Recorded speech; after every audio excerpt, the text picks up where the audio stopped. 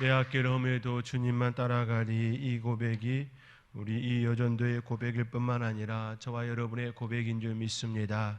그렇게 고백하며 나아가는 저와 여러분의 삶의 자리에 늘 주님께서 함께하여 주시고 돌보시고 인도하여 주셔서 우리의 일평생 우리의 입술에서 나오는 그 고백이 하나님 감사합니다. 하나님 오늘도 함께하여 주셨고 내일도 함께하여 주실 것이며 영원히 함께하여 주실 것입니다 라는 고백일 줄 믿습니다. 그 고백 가운데에 더 풍성함을 입는 저와 여러분의 삶이 되어지기를 다시금 주님의 이름으로 축원드립니다. 하나님께서는 이스라엘 백성들의 요구에 따라 왕을 허락해 주셨습니다. 이는 하나님의 직접적인 신정체제가 마감되고 왕정체제가 도입되는 것을 의미하는 것이지요. 그렇다고 왕이 하나님의 자리에 올라가는 건 의미하지는 않았습니다. 하나님께서 이스라엘에게 왕을 허락해 주신 것은 그를 통하여 하나님의 통치가 나타나기를 간절히 바라셨던 것이지요. 왕은 철저히 하나님의 뜻을 행하는 자, 신정 체제가 여전히 하나님께서 세우신 그 왕들을 통하여 이루어지기를 간절히 바라신 모습이었습니다.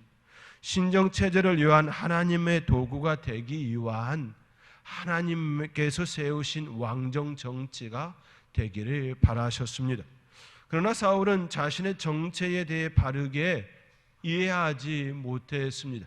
하나님께서 자신을 이스라엘의 왕으로 삼으신 그 이유와 목적에 대하여서 바르게 이해하지 못했다라는 이야기입니다. 그 당시 이방 나라들이 통치하는 방식의 왕정 정치를 표방하고 말았습니다. 사울은 하나님의 마음을 이해하지 못하였기에 그는 세속적 욕구를 채우는 수단으로서의 왕의 자리가 되고 말았습니다. 자기를 드러내는 자리, 자기를 그 왕위의 자리를 더 보강하는 자리, 그렇게 자신을 위한 왕국을 만들고 만 것이지요. 자기 만족을 위한 왕의 자리가 되고 말았습니다. 자신을 드러내기 위한 왕의 자리였습니다. 그 자리는 하나님의 통치를 드러내는 자리이어야 하는데 그는 결코 그렇지가 못했습니다. 결국 그는 하나님 편에서 볼 때에 실패한 왕이 되었습니다. 그는 이스라엘 초대 왕으로서 많은 일들을 행하였습니다. 기반을 닦고 국가로서의 기반, 국가로서의 기틀을 마련한 그런 초대 왕이었습니다. 정치 구조도 형성해 놓았습니다. 군 사령관을 세우고 여러 다양한 기구들을 그가 만들어내었습니다. 그러나 진정으로 하나님께서 바라시고 하나님의 통치를 대행할 신정적 왕으로서의 자리에는 그가 만들지를 못하였습니다. 여전히 하나님께서 신탁의 그 개념이 이스라엘 백성들 가운데에 나타나도록 그가 그 자리에 있어야 했는데 그가 직접 제사를 행하고 그가 여러 가지 다양한 모습을 통하여서 왕의 자리가 하나님의 자리로 둔갑해 버리는 그러한 결코 일어나지 말아야 될 그 일이 일어나게 되었습니다. 이것이 바로 사울의 잘못이었고 사울의 실패한 이유였습니다. 세상은 그를 실패한 왕이라고 말하지 않을 수도 있습니다. 국가를 세운 초대 왕으로서의 국가의 기반을 확립하고 왕정 체제를 구축한 인물로서 충분히 평가받을 수 있는 인물입니다. 실제로 학자들은 이스라엘 역사에 그 초대 왕 사울의 그 업적에 대하여 결코 무시하지 않습니다. 국가의 틀을 마련하고 장차 다윗과 솔로몬이 큰 왕국을 이룰 수 있는 그 기반은 결국 사울에서 나왔다라고 그렇게 학자들은 이야기하고 있기 때문입니다. 그러나 학자의 눈, 세상의 눈으로 볼 때에는 그는 결코 실패한 왕이 아니지만 하나님의 눈으로 보면 그는 실패한 왕이었습니다. 왜냐하면 그의 그 자리가 하나님의 뜻을 드러내고 하나님을 드러내는 하나님을 위한 자리이어야 하는데 결코 그렇지가 못하였기 때문입니다. 우리의 삶의 자리도 마찬가지입니다. 성공과 실패의 기준은 세상의 기준에 있는 것이 아니라 하나님의 눈에, 하나님의 시각에 있다라는 말씀인 것이지요. 세상이 아무리 성공이라 말할지 몰라도 저 사람은 정말로 성공한 사람이야, 출세한 사람이야 라고 이야기할지 몰라도 하나님의 눈에 실패한 자는 세상에서 성공했다 할지라도 실패한 사람이라는 것이지요. 그러므로 우리의 삶의 자리에 늘 우리의 눈이 있어야 할 곳은 세상 사람들의 그 평가와 기준이 아니라 하나님의 시각에, 하나님의 시선에, 하나님의 눈에 있어야 한다라는 말씀입니다. 이것은 우리가 우리의 자녀들을 양육함에 있어서도 마찬가지인 것이지요. 우리가 우리의 자녀들을 세상적으로 아무리 출세를 시키고 공부를 잘 가르쳐서 그들이 참으로 평판이 좋은 그러한 모습을 가졌다 할지라도 하나님의 눈에 들지 않는, 다시 말해 신앙의 전수를 온전히 그들에게 행하지 못했다고 한다면 우리의 양육은 실패한 양육이라는 말씀입니다. 우리의 기준은 하나님의 눈이어야 합니다. 우리는 사울이 하나님으로부터 버려졌다라고 하는 그 말씀에 대하여 진정으로 우리의 마음속에 심어야 합니다. 우리의 마음속에 간절히 품어야 합니다. 1절 말씀에 여호와께서 사무엘에게 이르시되 내가 이미 사울을 버려라고 말씀하셨습니다. 버렸다라는 것이지요. 그가 아무리 세상적으로 학자들의 눈으로 평가했을 때에 성공한 왕이라 할지라도 하나님께서 버린 자는 버려진 자인 것이지요. 이곳에서 벗어날 사람은 아무도 없습니다. 그러므로 우리의 삶의 자리에 늘 중심에 두고 우리의 마음이 있어야 할 것은 하나님입니다. 그 하나님의 눈에 따라 삶을 살아가는 우리의 삶의 자리가 늘 그 풍성함을 입는 저와 여러분의 삶이 되어질 수 있기를, 여러분의 자녀가 그런 자녀가 되어질 수 있기를 주님의 이름으로 권면드리며 축원드립니다. 사울의 불순종으로 인하여 첫 번째 시대는 결국 실패로 끝이 나고 말았습니다. 첫 번째 왕의 그 자리는 실패로 끝나고 말았습니다. 이를 위하여 하나님께서는 또 다른 계획을 세우시고 준비하셨습니다. 하나님께서는 사울을 대신하여 하나님의 마음에 합한 다윗을 세워 신정 왕국 이스라엘 되도록 인도하셨습니다. 신정 통치가 온전히 나타날 수 있기를 바라셨던 것이지요. 오늘 본문을 중심으로 실패한 왕 사울을 대신할 새로운 신정 국가 이스라엘의 새로운 왕정을 준비하는 모습이 등장합니다. 그가 바로 우리가 너무나도 잘 알고 있는 다윗입니다.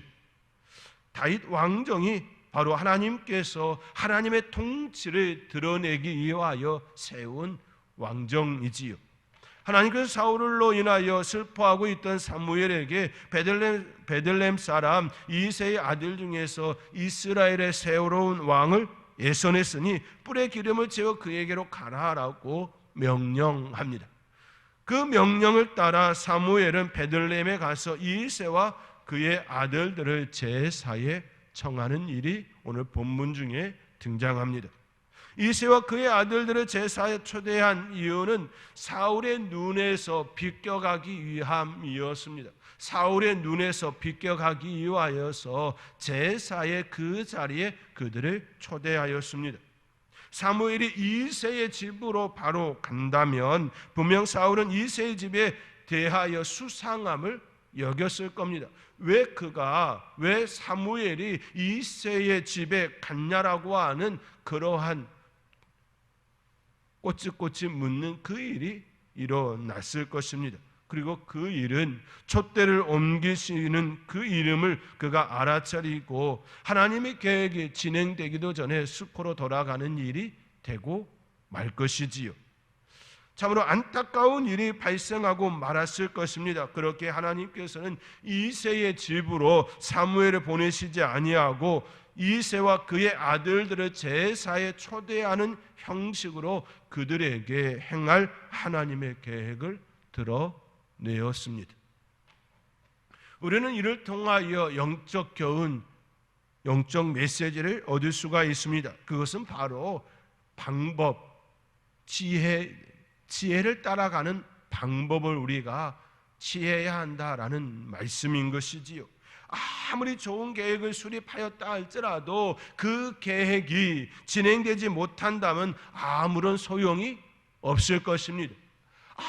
아무리 좋은 계획, 너무나도 사람들이 볼 때 너무 좋다라고 평가되어지는 그런 계획을 세웠다 할지라도 그 계획이 잘 진행될 수 있도록 방법 또한 지혜롭지 못한다면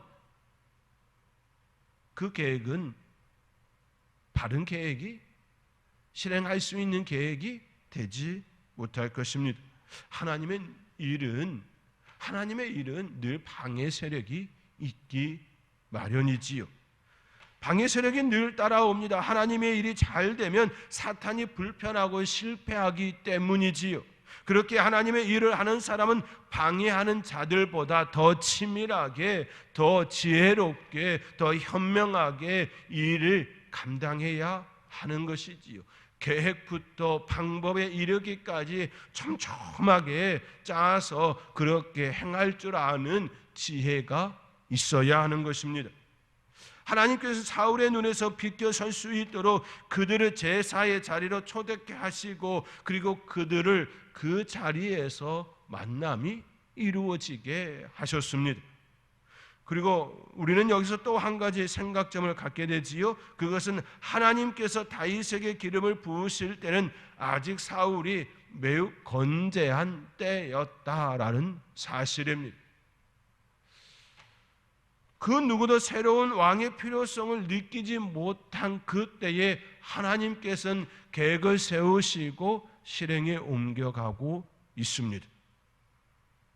이를 통해 우리가 분명하게 알게 되는 사실은 다윗이 이스라엘의 왕으로서 기름 부음 받는 이 사건은 우연이 아니라 하나님께서 철저하게 계획하고 섭리에 의하여 이루어진 사건이라는 것이지요. 우연이나 당시의 정치적 상황과 맞물려서 되어진 결과가 아니라는 의미입니다. 하나님께서는 이미 사울이 매우 건재한 그때 하나님께서 그의 이미 행하는 그 일들을 보고 버리고 새로운 왕을 세우셨다라는 것입니다. 그리고 그 기간은 상당히 오랜 시간이 걸렸습니다. 기름을 부은 그 시간으로부터 다윗이 왕이 되기까지는 참으로 오랜 시간이 걸렸습니다. 이 시간은 다윗이 철저하게 하나님의 뜻을 행할 수 있도록 신정 통치가 무엇인지 그가 바르게 깨달을 수 있도록 준비하고 훈련하고 연단시키는 그 시간이었다라는 사실이지요. 다윗에게 기름을 부어줌으로 인하여서 그가 장차 이스라엘의 왕이 되어질 것을 이미 말씀해 주심이었고 그의 마음속에 그것을 품고 하나님의 훈련을 온전히 받을 수 있도록 하게 하셨다라는 사실입니다. 이런 모습은 목회자들에게서도 나타나지요.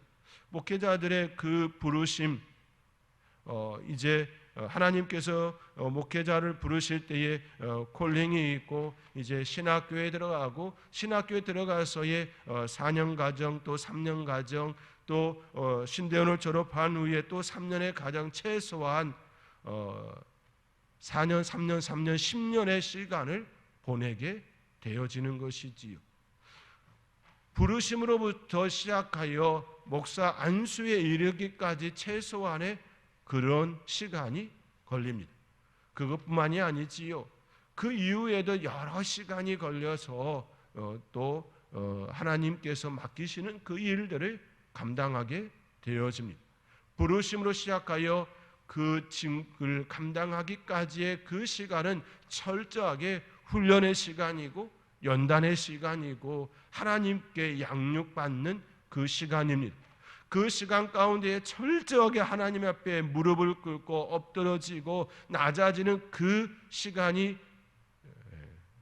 충만할수록 그 시간이 하나님 앞에서 철저하게 눈물을 흘리면 흘릴수록 더 하나님께서 단단히 하게 하고 견고하게 하고 흔들리지 아니하는 그런 목회자가 되게 하는 것이지요. 다윗을 통하여서도 그런 모습을 우리가 보게 되는 것입니다. 하나님께서는 이미 사울이 매우 건재한 그때에 이처럼 준비하셨다라는 사실입니다.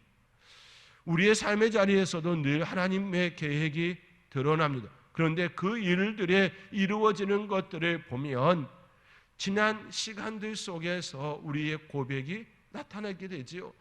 그때 하나님께서 나를 이렇게 부르셨고 이렇게 훈련하셔서 지금의 내가 이런 일들을 감당할 수 있게 하셨구나라고 고백하게 됩니다. 결국 그 모든 시간들을 통하여 우리의 입술의 고백은 하나님 영광 받아 주시옵소서라는 고백이지요. 저와 여러분의 삶의 자리에 하나님께서 일하셨습니다. 하나님 영광 받아 주시옵소서라고 하는 그 고백이 풍성하게 나타날 수 있기를 주님의 이름으로 축원드립니다. 우리는 그 안전하신 하나님을 믿습니다. 그 하나님께서는 우리의 구원에 있어서도 한치의 오차도 없이 계획하시고 실행하셔서 완성케 하셨습니다. 우리는 그 은혜를 입으면 되는 것이지요. 우리가 무언가를 준비하고 실행해서 얻는 것이 아니라 하나님께서는 철저하게 우리의 구원을 위하여서도 그렇게 오랜 시간 준비하시고 완성하시고 선물로 주셨습니다. 그 일에 우리가 동참하면 우리는 은혜를 입게 됩니다. 그 은혜를 또한 풍성하게 입음에 살아갈 수 있기를 주님의 이름으로 축원드립니다.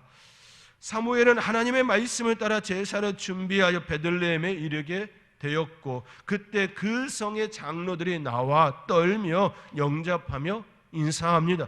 그때 그들의 인사는 평강을 위하여 오시나이까? 라는 물음이었습니다. 베들레헴의 그 성읍에 있는 장로들이 사무엘을 맞이하면서 떨면서 평강을 위하여 오시나이까? 라고 인사합니다. 아마도 베들레헴의 장로들은 사무엘의 그 방문이 자신들에게 무슨 죄가 있어서 책망하기 위하여서 오신 것 아닌가라고 하는 두려움이 있었음을 볼 수가 있습니다. 그들은 가슴 한편의 두려움으로 사무엘을 맞이하였다라는 것이지요. 그러나 사무엘은 그들에게 대하여 평강을 이해함이라고 대답해 주었습니다. 사무엘의 이 대답에는 보다 온대한 의미가 내포되어 있음을 우리는 이스라엘의 역사를 통하여 이미 알고 있습니다. 우리가 아는 대로 당시 이스라엘 백성은 이방 나라의 압박에서 벗어나기 위하여 왕정을 요구하였습니다. 하나님께서는 그것을 허락하심으로 사울을 왕으로 선출하시고 왕으로 세워주셨습니다. 그러나 그들의 소원대로 평강이 그들 가운데 온전히 일어난 것이 아니지요. 오히려 사울의 압제 속에 사울의 압박 속에 살아가는 자들이 되었습니다. 여전히 이방 나라의 침공에 시달려야 했고 사울의 강압에 벗어나지 못하는 그런 삶을 살고 있었습니다. 그들은 여전히 평강을 갈망하는 그런 삶의 자리였다라는 것이지요. 그러한 그들에게 다윗은 장차 성군으로 불리게 됩니다. 하나님의 마음에 합한 자라고 하는 그러한 은혜를 입게 되어지지요. 뿐만 아니라 외세의 침략으로부터 완전한 해방을 시킨 왕이 되어집니다. 그의 다스림은 의와 공평이었지요. 백성들의 진정으로 안심하고 생업에 종사할 수 있도록 통치하였습니다. 하나님의 통치를 온전히 잘 드러내는 그러한 인물이 되었습니다. 그는 목자의 심정으로 왕의 직분을 감당한 자 되었지요. 한 마리의 양을 돌보기 위하여 온 마음과 온 몸을 다하여 충성했던 것처럼 그는 왕으로서 그 일을 감당합니다. 결국 사무엘이 그들이 묻는 그 물음의 대답은 장차 있을 다윗 왕의 다스림 속에 일어난 그 평강임을 가리키고 있습니다. 또한 그 평강을 이해함이라고 하는 그 이면에는 우리가 이미 짐작하고 있듯이 예수 그리스도의 오심에 대한 그 예비의 손길이었음을 우리는 보게 되는 것이지요. 마태복음 1장 1절에 있는 말씀과 같이 아브라함과 다윗의 자손 예수 그리스도의 세계라 족보라 이야기하고 있는 것처럼 말입니다. 평강을 이해함이니이다라고 하는 이 대답 속에는 단순히 다윗 왕만을 위하고 있는 것이 아니라 이 땅에 살아가고 있는 제 가운데 있는 우리를 위하여서도 다윗 왕의 후손으로 오실 예수 그리스도를 예배하신 그 손길이었음을 우리는 이미 답하고 있는 것이지요. 이 모습을 보며 지금 이 시대에도 동일하게 묻는 이들에게 사무엘이 베들레헴의 그 성읍의 장로들에게 평강을 이함이니이다라고 대답하여 주었던 것처럼 우리 역시 이 시대를 살아가는 하나님의 사람으로서 세상 사람들에게 평강을 이함이니이다라고 대답해 주어야 할 사명을 가진 사명자입니다. 우리는 이 세상에 대하여 죄로 인하여서 참 자유가 없고 늘 두려움 속에 살아가고 있는 그들, 죽음의 두려움 가운데 있는 그들, 삶의 희망이 진정으로 없는 그들에게 대하여 평강을 이함이니이다라고 사무엘이 그들에게 대답해 주었던 것처럼 우리도 그 사명, 그 소식을 전할 사명자라는 말씀이지요. 왜냐하면 누가복음 2장 14절의 말씀에 의하면 하나님의 기뻐하신 사람 중에 임하는 평화가 예수 그리스도이심을 드러내었기 때문입니다. 예수님 우리에게 평화의 사자로 오셨습니다. 이사야 9장 6절의 말씀도 이렇게 기록되어지지요. 이는 한 아이가 우리에게 낳고 한 아들을 우리에게 주신 바 되었는데 그의 어깨는 정사를 메었고 그의 이름은 기묘자라 모사라 전능하신 하나님이라 영존하시는 아버지라 평강의 왕이라 할 것임이라. 평강의 왕이라 할 것임이라. 그분이 바로 예수 그리스도이시지요. 평강을 위하여 오시나이까? 라고 하는 그 물음에 대하여 우리 역시 세상에 대하여 평강을 이함이니이다. 예수님께서 이 땅에 평강의 왕으로 오셨습니다. 생명이 없고 소망이 없고 삶의 방향을 잃어버린 그들에게 참 납침판 되어지시는 진리를 가리키고 있는 그 예수님, 아니 진리 되신 그 예수님을 우리가 소개하는 그런 사명이 바로 우리에게 있다라는 말씀입니다. 사랑하는 성도 여러분, 우리 모두는 시대 속에 살아갑니다. 그리고 그 시대 속에서 감당해야 될 몫이 있습니다. 그러나 중요한 사실은 모양과 형태는 달라지지만 그 내용은 결코 변하지 않는다는 데 있습니다. 복음의 편지는 결코 변함이 없습니다. 복음을 어떻게 전할 것인가의 형태와 방법은 달라지겠지요. 시대에 따라 달라져야 하겠지요. 그러나 그 복음, 그 본질은 결코 변하지가 않습니다. 그 복음이 무엇입니까? 바로 예수 그리스도이십니다. 베들레헴 성읍 장로들에게 평강을 위하여 오시나이까라고 묻는 그들에게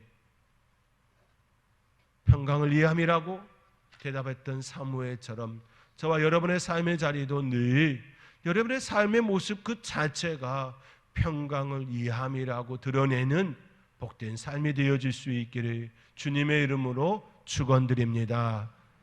기도하겠습니다. 사랑의 하나님,